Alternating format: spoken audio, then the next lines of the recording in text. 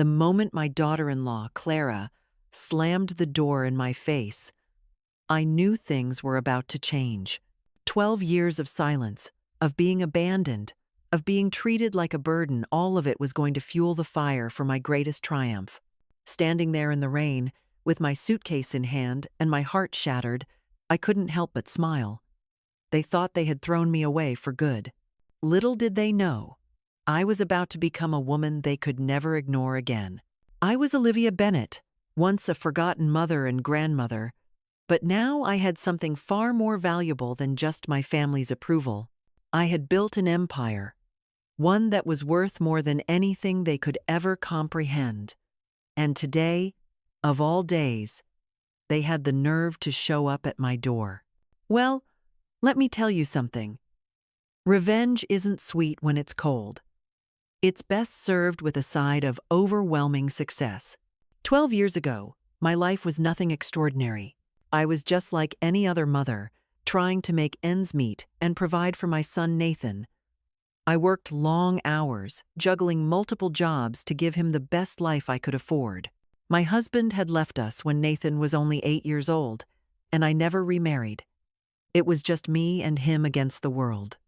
We lived simply, but we had each other, and that's all I thought I needed. I worked tirelessly, cleaning, cooking, and doing everything in my power to create a stable and loving environment for Nathan. There were sacrifices, of course. The late nights, the weekends spent working 2 or 3 jobs to cover bills and groceries, the moments when I had to give up my own desires to ensure Nathan's needs were met. But it was worth it. Every single moment. I poured all of myself into raising him, hoping that one day he would look back and see the love and dedication I had put into our little family. I just never imagined that, someday, the very person I had sacrificed so much for would be the one to turn his back on me when I needed him most. It was October 15th, 2012, when everything started to unravel.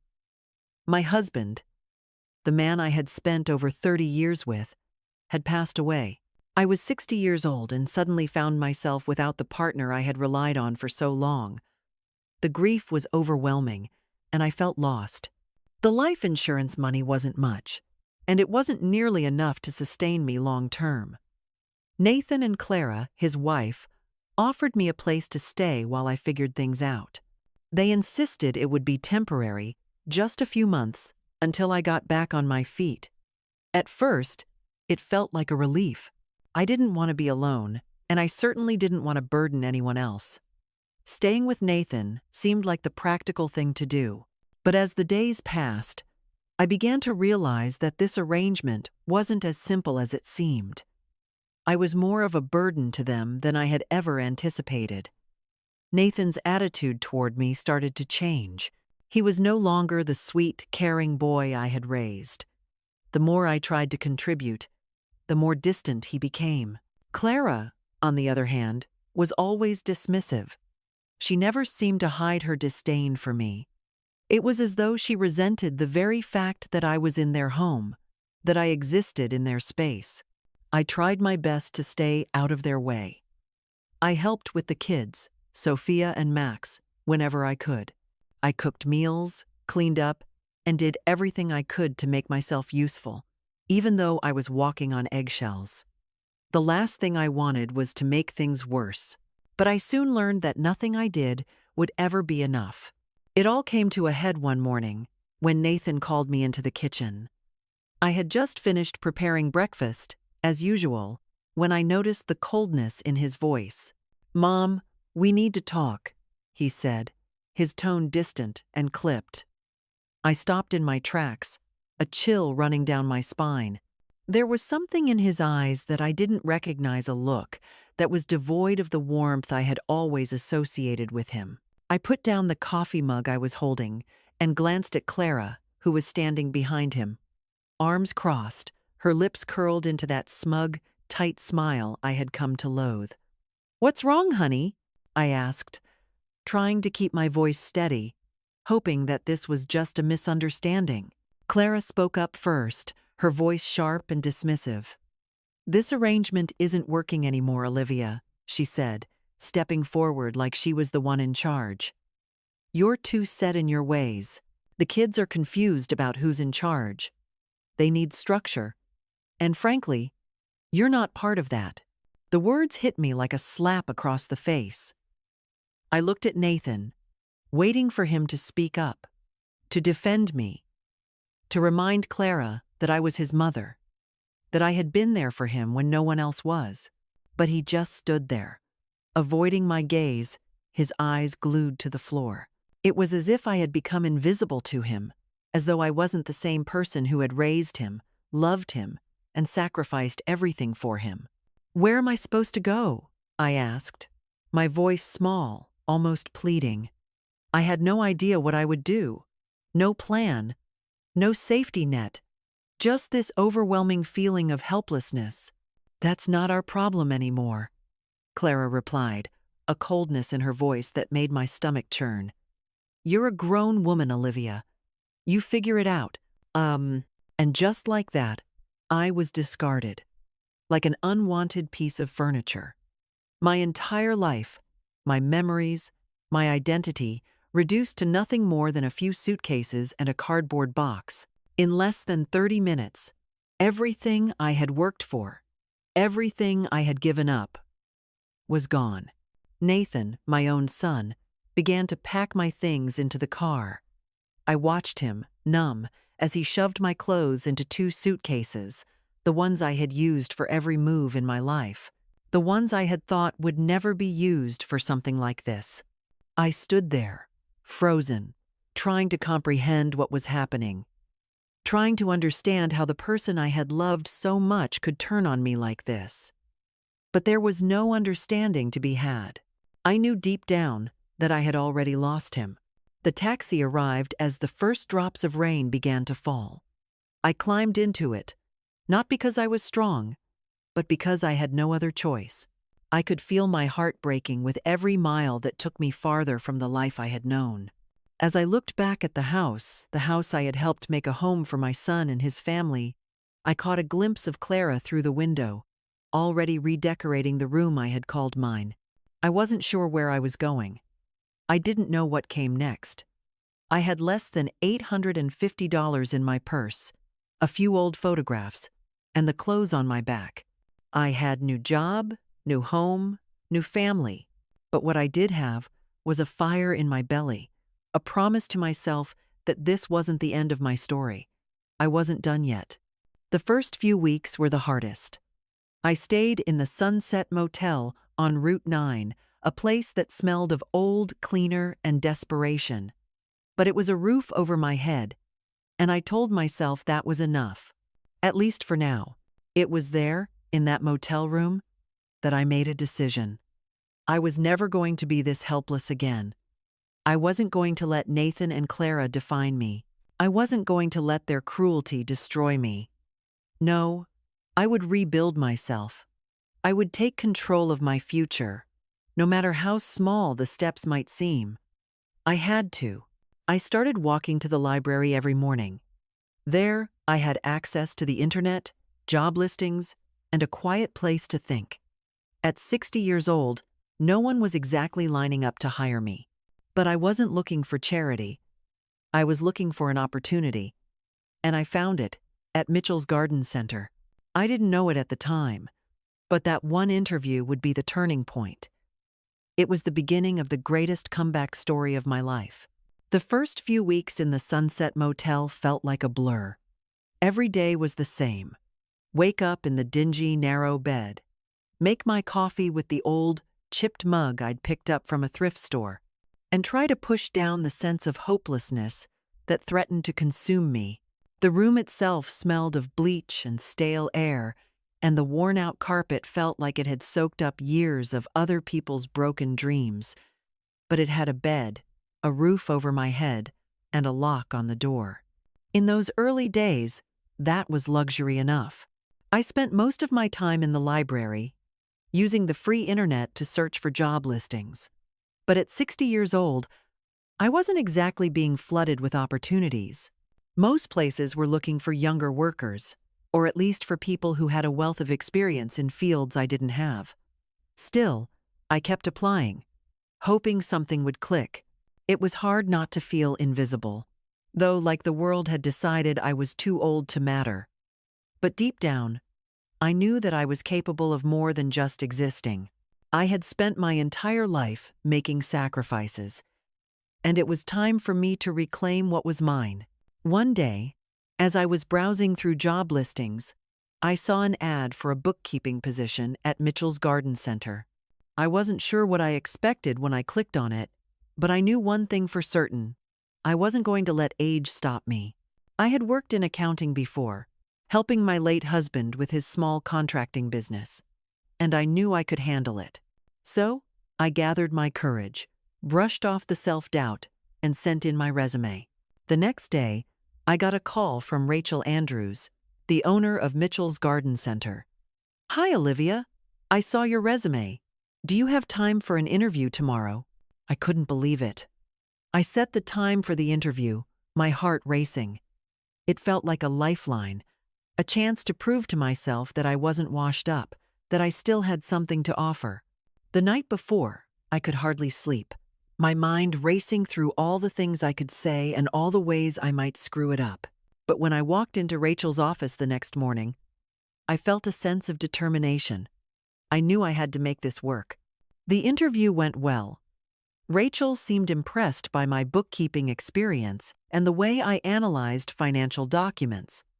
But what really caught her attention was my ability to see inefficiencies in the business. Within the first 10 minutes of sitting in her cluttered office, I noticed 3 areas where she was losing money. One of them was with inventory management. She had no system in place to track what was selling and what wasn't, and she was overpaying suppliers for items that weren't moving. "You've got a good eye," Rachel said, leaning back in her chair. "I can tell you know what you're talking about." I smiled, trying not to let my excitement show too much. I had spent so many years running my husband's business that this felt like second nature to me. I didn't need to be an expert in gardening to know that a lack of organization would lead to lost profits. After the interview, Rachel offered me a part-time position at $15 an hour. The pay wasn't great, but at that point, it felt like winning the lottery. It wasn't just about the money, it was the opportunity, the chance to start over and prove to myself that I could stand on my own 2 feet. I started the very next week. My days were long, and my energy was drained by the end of each shift, but it felt good to be working again. For the first time in months, I felt a sense of purpose. I didn't have to rely on anyone else. I was earning my own way, and that was everything.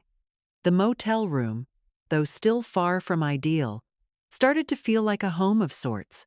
I had a small coffee maker, a few family photos on the walls, and a potted plant on the windowsill. It wasn't much, but it was mine. A few weeks into the job, I made my first real discovery. While Rachel was out at a meeting, I took the opportunity to look through the inventory and pricing records. I couldn't believe what I found. The store was throwing away thousands of dollars worth of plants every year. Anything that didn't sell by the end of the season went straight into the dumpster. I was shocked. These plants weren't dead, they were dormant. With a little care, they could be revived and resold. I had no idea why Rachel was allowing this waste to happen, but I knew one thing. If I could fix this, it would not only help the business, but it would prove to myself that I could still find a way to turn things around. I approached Rachel a few days later with my idea. "Rachel," I said, "I've been thinking about the plants you throw away every year. I think we could save a lot of them and sell them next season. It wouldn't cost much to revive them, and it could generate some extra income." Rachel looked at me like I had 2 heads. "You want to save dead plants?" she asked, raising an eyebrow. "They're useless." "No," I replied. "They're not dead, they're dormant. You just need to give them some care, and they'll come back to life." It took some convincing, but eventually, Rachel agreed to let me try. She gave me 3 truckloads of dead plants and told me to do my best with them. The task was daunting, but I saw it as my chance to prove myself. That winter, I worked tirelessly. I researched plant care, watched YouTube videos, and learned everything I could about how to nurse these plants back to health. It was a slow process, but by the time spring rolled around, I had more than 200 plants thriving in my small studio apartment. The neighbors thought I was crazy, but I didn't care. Every time a new shoot sprouted or a flower bloomed, it felt like a victory. In March, I brought the first batch of revitalized plants back to Mitchell's Garden Center. Rachel's jaw dropped when she saw the transformation.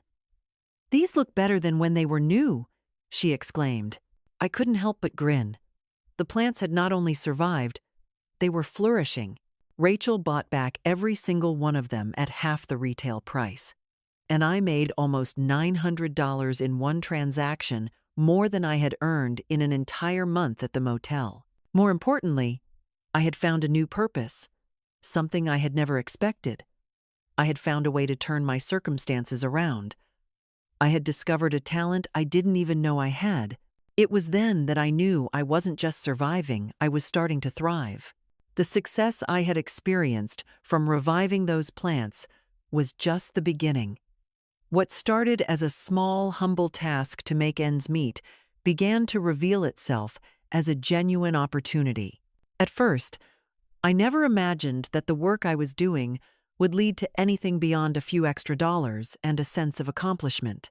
But the more I worked, the more I saw the potential, not just to make money, but to rebuild my life. The feeling of taking something discarded, something abandoned, and breathing new life into it was powerful. It wasn't just the plants that were being revived. I was too. Every day, as I worked with the plants, I could feel a quiet sense of pride settling in my heart. When I first arrived at the motel, I had felt lost, broken, defeated, and unsure of how to move forward. But now, in the small apartment above Jep's Pizza, as I looked out at my makeshift garden on the balcony, I realized that I was no longer just surviving. I was building something real, something I could call my own. With every plant I brought back to life, I gained confidence. I wasn't just proving my ability to save plants. I was proving to myself that I was capable of more than just scraping by. I was building a new future, one that wasn't reliant on the approval or help of anyone else. And the more I saw the plants thriving, the more I felt a sense of empowerment. I had begun to find my footing again, and this time, I wasn't going to let go. It wasn't long before my success began to attract attention. Rachel, the owner of Mitchell's Garden Center, who had been skeptical at first, started to see the potential in what I was doing. The plants I had revived were selling faster than they had expected, and her business was growing as a result. Word of my abilities began to spread through the local gardening community.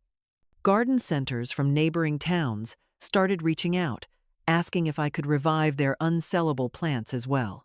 It felt like a turning point. People were starting to notice my work. And, more importantly, they were willing to pay for it. The idea of expanding didn't come to me overnight. I had spent so many years just getting by, just surviving. But now, I was starting to think bigger. I began to look at the warehouse that Rachel had, and I realized that if I could rent a space like that, I could really take my work to the next level. It wasn't just about reviving plants anymore.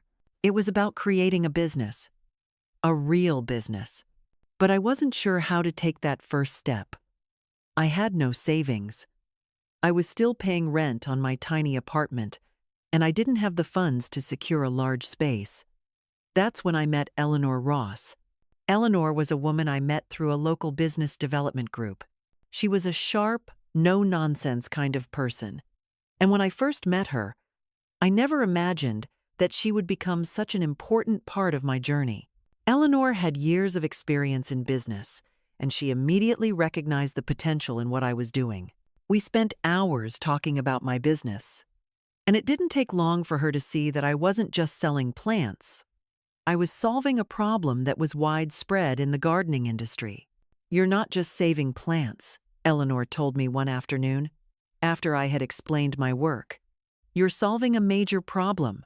Garden centers throw away millions of dollars worth of inventory every year because they don't know how to handle end-of-season stock. You're turning that waste into profit. That's something bigger than just saving a few plants. Her words were a wake-up call. I had never seen it that way before. I had been so focused on the immediate task of reviving the plants and making a living from it that I hadn't considered how much potential the entire concept had. Eleanor was the one who helped me realize that I wasn't just running a small operation. I was creating a sustainable solution that could be scaled up. After our conversation, I knew I had to think bigger. But scaling up would require money, and I didn't have the resources to invest in a larger space or the equipment I would need. That's when Eleanor suggested I apply for a loan from the Small Business Administration, SBA. At first, the idea of applying for a loan felt daunting. I didn't have much experience in business finance, and the application process was long and complicated. The SBA loan application required detailed projections, financial statements, and a comprehensive business plan. There were moments when I thought about giving up. It felt overwhelming, but Eleanor kept pushing me. She helped me fill out the forms and guided me through the process step by step. Slowly, I started to believe that I could actually do this. 6 months later, after a lot of hard work and frustration, I got the approval. The SBA loan came through, and suddenly, my dreams of expanding my plant revival business felt real. I had secured enough funds to rent a warehouse on the outskirts of town, just the kind of space I needed to build something larger. I remember the day I signed the lease. It felt like the world was opening up in front of me. The warehouse was large and filled with potential. It wasn't just a place to store plants. It was going to be the birthplace of something new. I knew that this was my chance to really grow my business. With the new warehouse secured, I immediately started looking for employees. I hired a small team to help with the plants, and we set up an inventory system to track everything. The first few months were challenging, as I had to learn how to manage a larger operation. But slowly, things started to come together. We began working with garden centers across the state, offering to revive their unsellable plants. The business took off faster than I had expected. As word spread about Phoenix plant recovery, I received calls from garden centers all over the country. I had created something that people wanted, and with every new contract, I could feel myself becoming more confident. But the true test came when I began considering the next phase of growth. The business was now a success, but I knew that I couldn't stop here. I had created a system for reviving plants, and it worked. But what if I could teach others to do the same? What if I could franchise the process and scale it even further? Eleanor helped me put together a business plan for franchising. It was a huge step, but with her guidance, I was ready to take it. We spent months developing the details, figuring out how to license the process to other operators across the country.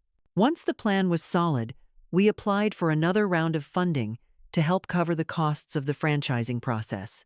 The next few years were a whirlwind of growth. As Phoenix Plant Recovery expanded, I hired more employees, opened new facilities, and signed contracts with dozens of garden centers. What started as a small, humble operation had grown into a thriving business. And through it all, I kept a steady eye on what mattered most: the plants, the environment, and the people who believed in what I was doing. Looking back now, I can't help but feel a deep sense of pride. I went from being a woman abandoned by her own family, left to fend for herself, to a business owner with a national presence. I had started with nothing but a few plants and a dream, and now I had an empire. The journey had been long, and there were many bumps along the way, but I had done it. I had created something that would last. As the months passed and Phoenix Plant Recovery began to grow, I couldn't help but feel like I was living in a different world. I had gone from sleeping in a cramped motel room with nothing but a few suitcases to my name, to overseeing a thriving business that spanned several states. I wasn't just getting by anymore. I was living the kind of life I had never imagined for myself.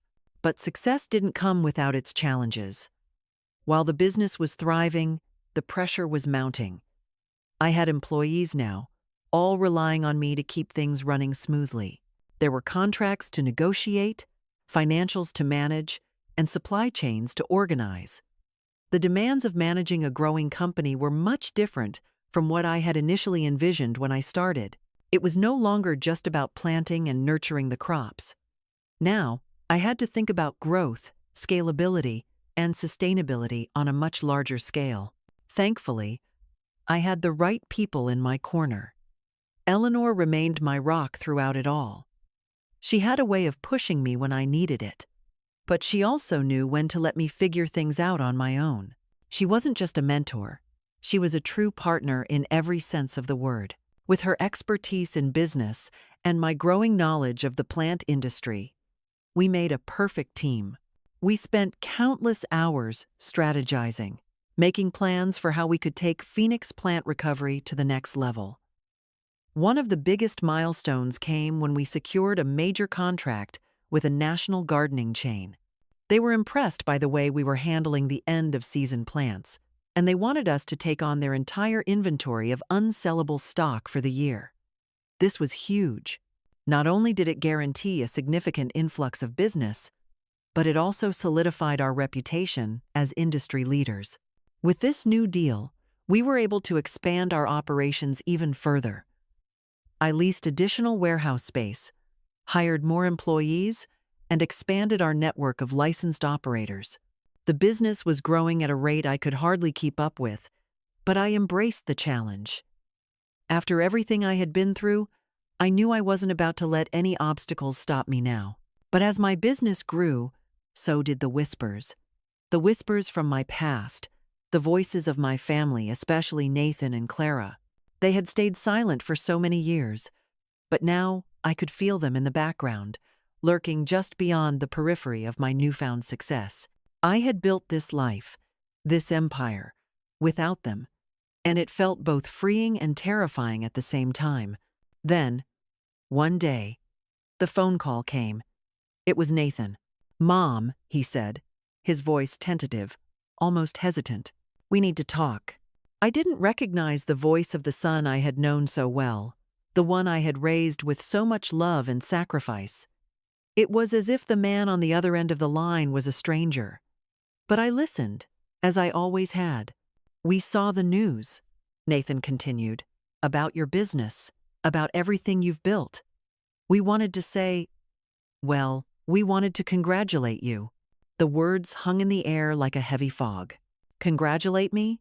After everything? After throwing me out like garbage? After abandoning me when I needed them most? Now they wanted to congratulate me? I had to hold back a laugh. The timing was so perfectly predictable, it almost made me sick.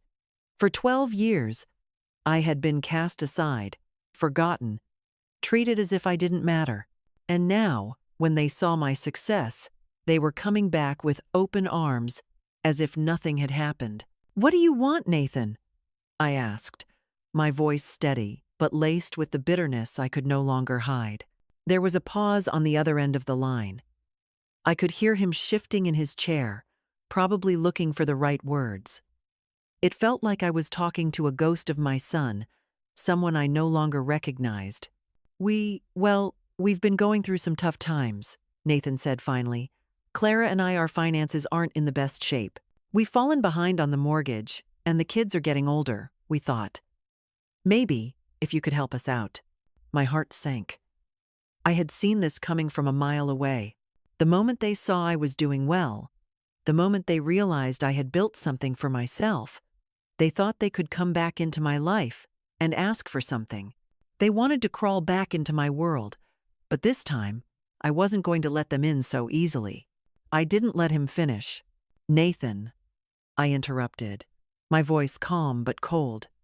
"Do you honestly think, after everything that's happened, after the way you and Clara treated me, I would just open my door to you, after you threw me out like trash?" There was silence on the other end, followed by a soft sigh. I could hear him trying to gather himself, but I wasn't about to let him off the hook so easily.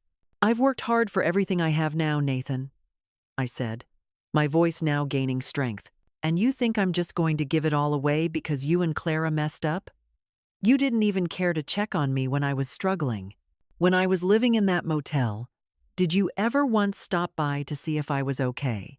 Did you even once think about what I needed? I could feel the weight of the years between us, the years of hurt and neglect. I had built this life on my own, and the thought of letting them back in now felt like a betrayal to everything I had fought for.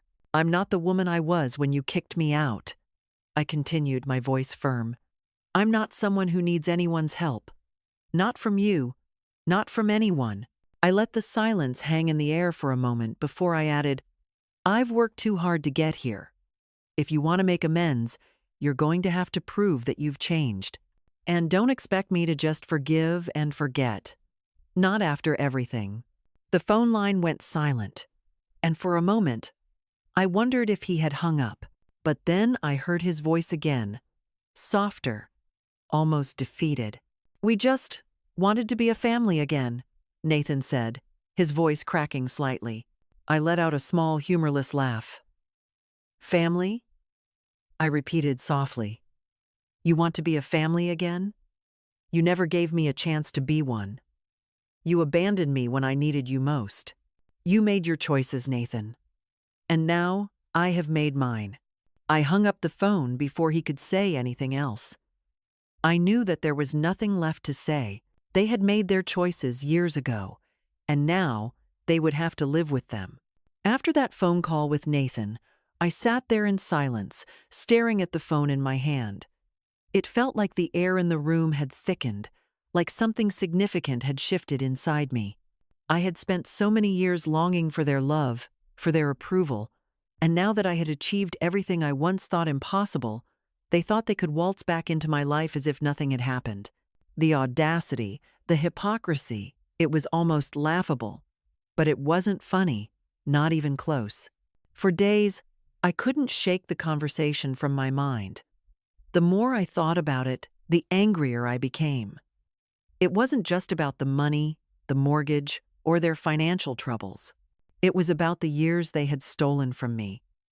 The 6 years of my life they had taken away.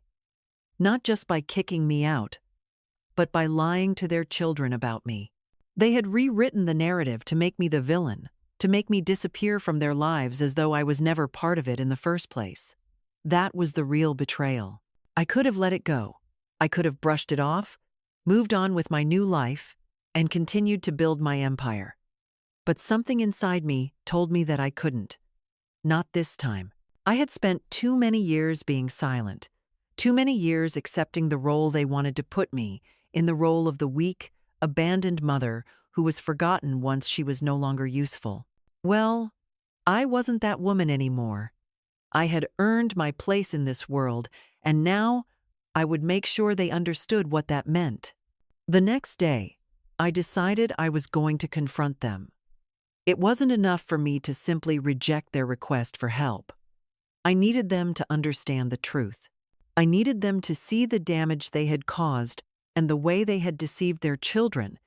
It wasn't just about forgiveness anymore. It was about justice, and I was going to make sure I got it. I had all the evidence I needed. I'd kept everything. The letters Nathan had written to me when he was younger, the ones where he poured his heart out, thanking me for everything I had done for him. The photos of the family, photos that they had forgotten to even ask for when they threw me out. I had photos from his childhood, moments they had erased from their minds. I had records of their lies, the things they had told their children about me when I was no longer in the picture. But most importantly, I had the truth on my side. And that truth was the most powerful weapon I had. I called the house that afternoon. Clara answered, her voice sharp and dismissive. The same tone she had used all those years ago when she made it clear I was no longer wanted. But this time, I wasn't afraid. This time, I was in control. I need to speak to Nathan, I said calmly. It's important. Clara hesitated, but I could hear the faintest trace of concern in her voice before she finally called Nathan to the phone. Mom? Nathan's voice crackled, hesitant and unsure. I could hear the tension in his voice, the realization that things weren't going to be as easy as they had hoped. "Nathan, we need to talk," I said, my voice firm and clear. "It's time for you to hear the truth about what happened 6 years ago, about what you and Clara did to me." There was a long pause on the other end. He didn't respond right away, and for a brief moment, I wondered if he was regretting the call. But then I heard him take a deep breath. "What do you mean?" he asked quietly. "I mean," I began, my voice steady, "that I'm not going to let you keep pretending that everything is fine, that everything that happened was somehow justified. You threw me out like I was garbage. You and Clara made the decision to discard me, to tell me that I was a burden to you. You didn't even give me a chance. I had nowhere to go, Nathan. You didn't care." There was a shift in his voice, a slight crack that betrayed his facade of calm. "I know," he said, his voice lower now. "We made a mistake. I didn't know what to do." "Well, Nathan, you didn't have to do anything. You just had to show me a little respect, a little humanity," I replied, keeping my tone controlled, but the anger bubbling just beneath the surface. "You didn't care about me when I needed you, but you want something from me now. After everything, you think I'm just supposed to open the door for you and Clara because you're in a tight spot?" I could hear him sigh, his voice shifting again, now full of regret. "I'm sorry, Mom. I don't know how to fix this, but I'm asking for your help. Just for the kids, for the family." That's not how this works," I said firmly. "You don't get to just waltz back into my life when it's convenient for you. You don't get to make me the villain in your story and then ask me for help when you need it. That's not how family works, Nathan. You've got to earn it. You've got to prove that you've changed, that you understand the harm you've done. And that's not something I can give you overnight." He fell silent again, and for a moment, I thought he might hang up. But instead, he spoke up again, his voice shaky. "I'm sorry for how we treated you. I never should have let Clara push me to do that. I was weak. I regret it." "I don't want your apology," I replied coldly. "What I want is for you to own up to your actions, to tell your children the truth about what really happened. You told them I abandoned you, that I didn't care. You made them think I chose my life over them. That's a lie, Nathan. And you've let them grow up believing it." The truth was like a weight in the air, thick and suffocating. I could feel the tension rising, the years of lies finally being exposed. "Sit down with them," I continued, my voice resolute. "Tell Sophia and Max what really happened. Tell them the truth about why I left. And then, maybe, we can talk about what happens next. But only if you're ready to face the consequences of your actions." Nathan didn't say anything for a long moment. Finally, he spoke, his voice barely a whisper. "I'll do it. I promise." I hung up the phone without another word. The silence in the room felt heavy, but somehow, it felt freeing too. The truth was out there now, and there was no going back. The days following my phone call with Nathan were filled with a strange sense of anticipation. I knew that everything was about to change. The truth had been set in motion, and the walls Nathan and Clara had built around their lies were beginning to crumble. But there was something more than just the truth that I needed to confront. It was time to face my past, and not just with Nathan and Clara, but with myself. I spent those next few days reflecting on everything I had been through. The years of hard work, the sacrifices, the pain of being cast aside by the people I loved. And yet, here I was, stronger than I had ever been. The woman they had thrown away had become something far greater than they ever expected. I had built a life, an empire on my own. They couldn't take that from me anymore. I knew the confrontation wasn't over. It would be soon, but it would take more than just a phone call for Nathan and Clara to fully grasp the depth of what they had done to me. They would need to face the consequences of their actions. They would need to see the woman they had discarded as something more than the burden they had made me out to be. The weekend arrived, and with it, the promise that Nathan would come by and speak with me. I knew they would try to smooth things over, to beg for my forgiveness, to slip back into my life under the guise of reconciliation. But I was ready for them. I had been ready for years. The doorbell rang exactly at 9:17 a.m. on Saturday morning, exactly 24 hours after the real estate transfer was published in the local paper. I had already prepared myself. I stood in my grand foyer, just a few steps away from the door, my fingers brushing over the cold, polished marble. I had designed this place, this life, myself, and I wasn't about to let anyone take that from me, not again. Through the security monitor, I saw them standing on my doorstep, Nathan and Clara, dressed in their best Sunday clothes, looking like they were trying to appear casual and sincere, though the truth was painfully obvious. Nathan looked older, grayer around the temples. His polo shirt and khakis screamed, "Weekend Dad," in a desperate attempt to appear successful.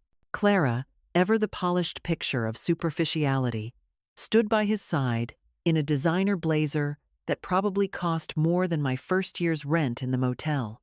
Behind them stood their two children, Sophia and Max. They both looked a little older, though I could tell they had been sheltered from the truth for far too long. This was the moment. I could feel the tension building, thickening the air in my foyer. I took my time walking to the door. The sound of my heels echoed through the silence of the grand hall.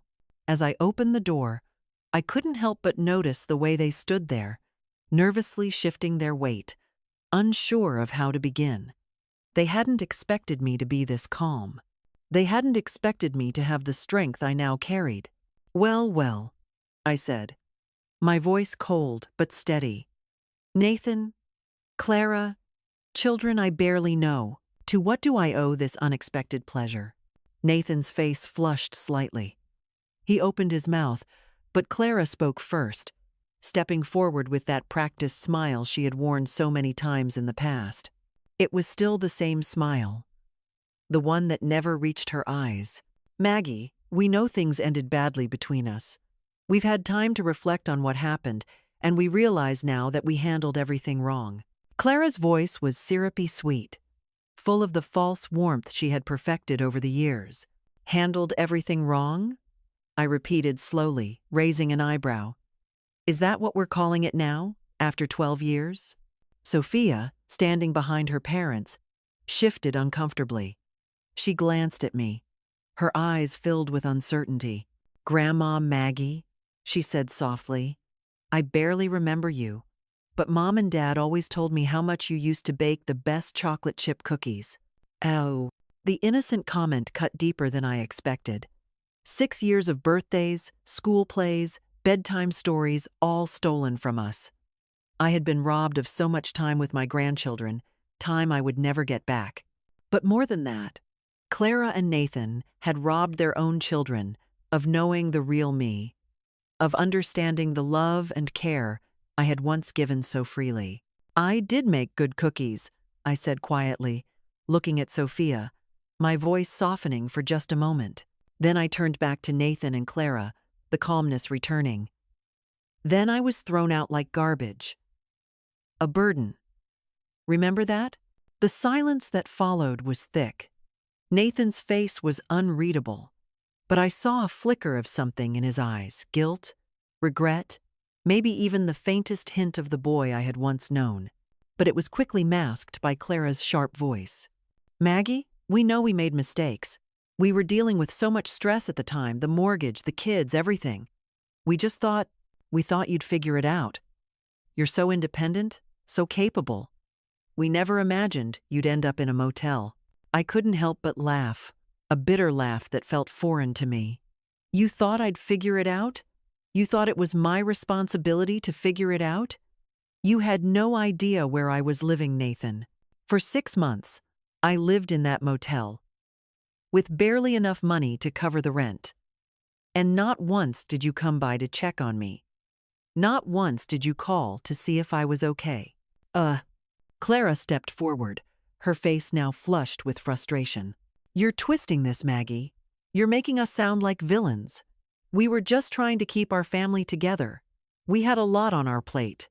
Did you? I asked, my voice calm but full of accusation. Did you have a lot on your plate when you locked me out of your home? When you decided that I didn't matter anymore?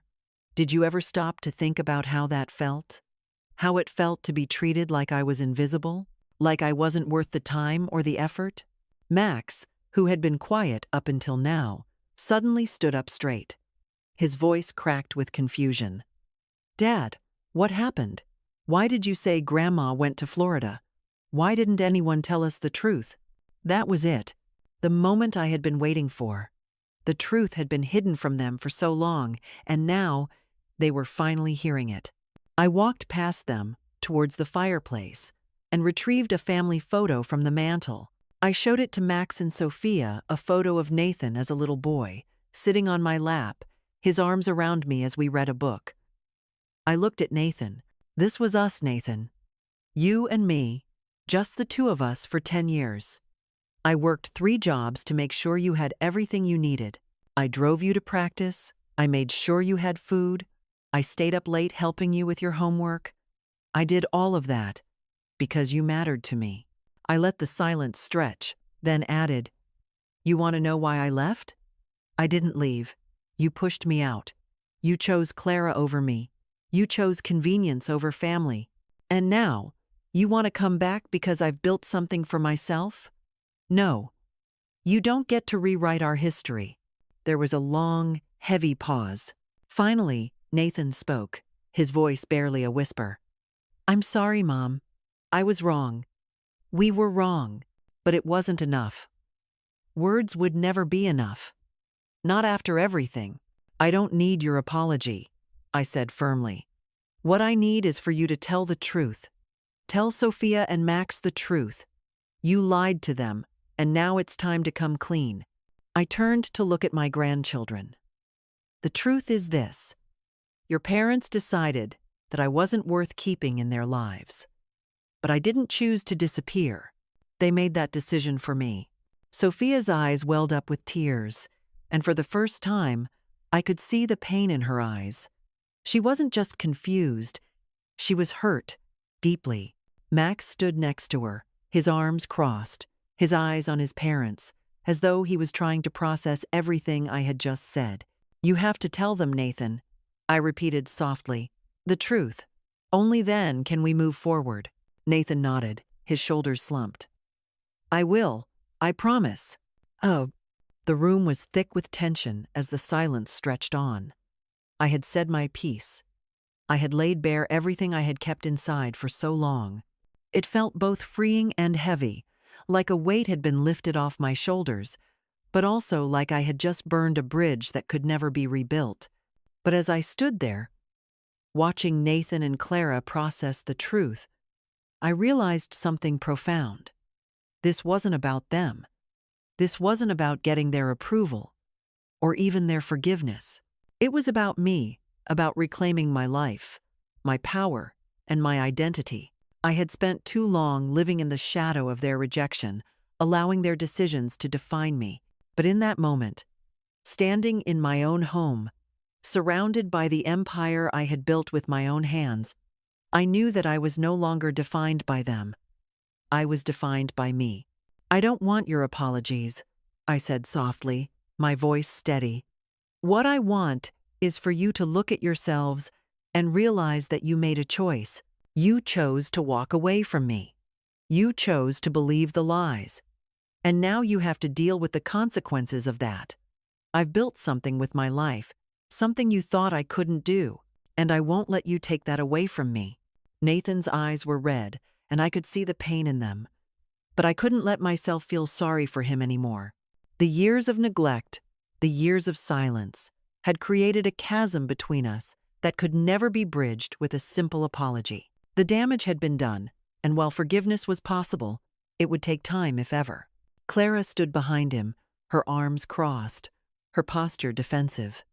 She hadn't said much during the entire conversation, but I knew she was feeling the pressure. She had been the one to manipulate the situation, to twist the narrative, and to push Nathan into turning his back on me. Her silence spoke volumes, but I didn't have time for her games anymore. I had bigger things to focus on. I've moved on, I continued, my tone softer now. Not just from the past, but from all the anger, all the resentment. I've learned to forgive, but I don't forget. I've made my peace with the woman I am today. And you, I turned to Nathan. You need to make peace with the fact that you lost your mother. Not because of me, but because of your own choices. I glanced at my grandchildren, both of them still processing everything I had said. They were the ones who had suffered the most because they had been kept in the dark. They had been lied to about me, about their own family. But now they were seeing the truth, and they were seeing the woman I had become. Max, Sophia, I said gently, I'm not here to blame anyone, least of all you two. But I want you to know who I really am. I wasn't the monster they made me out to be. I wasn't perfect, but I loved your parents. I loved Nathan more than anything, and I still do. But I can't change the past, and I can't force anyone to see the truth if they're not willing to look. Sophia, her face still wet with tears, stepped forward. She was the first to speak since the revelation. Grandma Maggie, I didn't know. I didn't know any of this. I thought you just left us. My heart broke for her. I had never wanted them to feel abandoned, but I had to let her see that the abandonment was never my choice. I know, sweetheart, I said softly. I know, but you need to know the truth. And now you do. Nathan looked at me, his face full of regret. I never meant for it to be like this, Mom. You don't get to rewrite history, Nathan. I interrupted gently but firmly. You can apologize. You can feel guilty. But that doesn't change what happened. I will never forget the way you made me feel, the way you pushed me out of your life. You chose Clara's version of events over your own mother. That's not something I can just forgive with a snap of my fingers. Nathan nodded, tears streaming down his face. I know, I'm so sorry. I was weak. That's not enough anymore, I said quietly. I don't need you to be sorry. I need you to own up to what you've done, to tell your children the truth. You owe them that. The truth was out there now, and no matter how much they wanted to avoid it, there was no turning back. They had to reckon with their choices, their mistakes, and the consequences of their actions. But I didn't need to wait around for them to find redemption. I had already redeemed myself. As the silence hung between us, I could feel something shifting. The weight of the years, of all the hurt and resentment, seemed to lift just a little bit. I wasn't going to forgive Nathan and Clara in this moment, not yet. But I wasn't holding on to the anger either. That wasn't the woman I had become. The woman I was now was someone who had built herself up from nothing. Someone who had taken control of her own destiny. I could feel the power I had gained from this journey, this painful, cathartic journey, and I knew that this was the end of one chapter and the beginning of another. I'm done being your victim, Nathan, I said, my voice calm. I'm done waiting for you to choose me. You made your decision long ago, and now it's time for you to live with it. But you don't get to live in my world anymore. I've moved on. I turned away, walking back into the living room, feeling the weight of everything I had endured in my life lift off my shoulders. This was my life now, my terms, and nothing would ever take that away from me again. Max and Sophia stood there in silence, watching their parents. I could see the conflict in their eyes, but I also saw something else understanding. They were beginning to understand the truth, the real truth. As Nathan and Clara stayed rooted in place, unsure of what to say or do next, I knew this was the end of our relationship in many ways. The bridge between us had been burned, and though I wasn't angry, I couldn't go back. I had to protect myself, protect the life I had built, and that life was worth more than anything they could offer. As they left, the weight of the past began to feel less heavy. I wasn't bitter. I wasn't angry. I was just done. The chapter with Nathan and Clara had come to an end. But the chapter of my life, of my future, was just beginning.